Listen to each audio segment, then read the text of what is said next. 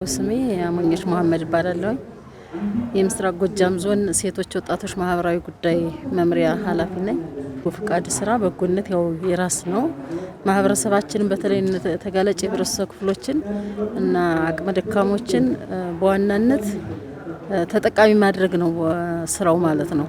ስለዚህ በተለይ ወጣቶች የተደራጁ ወጣቶች ናቸው ይሄን የሚሰሩት። ማህበረሰቡ ነው አጋዥ ነው የሚሰራው።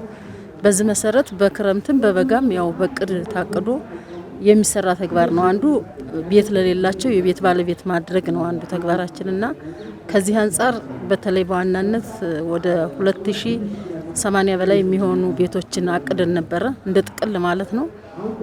ከነዚህ ቤቶች ውስጥ ጥገና ብለን የያዝናቸው ወደ 1800 በላይ ጥገና አድርገን ከ3000 በላይ የማህበረሰብ ክፍሎችን ተጠቃሚ የተደረገበት ሁኔታ ነው ያለ። በአዲስም እንደዚሁ ወደ 1080 ምናምን አካባቢ ላይ ነው የነበረ እቅዳችን። ከ1080 በላይ እቅዳችን ወደ 989 አካባቢ ላይ አሁን በተጨባጭ ማለት ነው የተፈጸሙ ቤቶች አሉ ማለት ነው። እነዚህም ቤቶች ደግሞ በስርዓቱ የወረዳ አመራሩ በጎ ፈቃደኛ ወጣቶች ባሉበት በህጋዊ መንገድ ርክክብ የተደረገበት ሁኔታ ነው ያለ።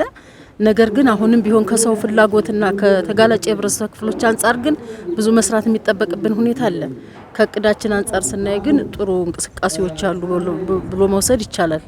ያው ግለቱን የክረምቱን ያክል ነው ባንልም እንኳን ስራዎቹ እየተሰሩ ያሉበት ሁኔታ ነው ያለ። ደጀን ያለ አዋባልዝ አለ ሉማሜ ያለ ደብረ ወርቅ በቃ በሁሉም አካባቢዎች ይሄ ንቅናቄ አለ።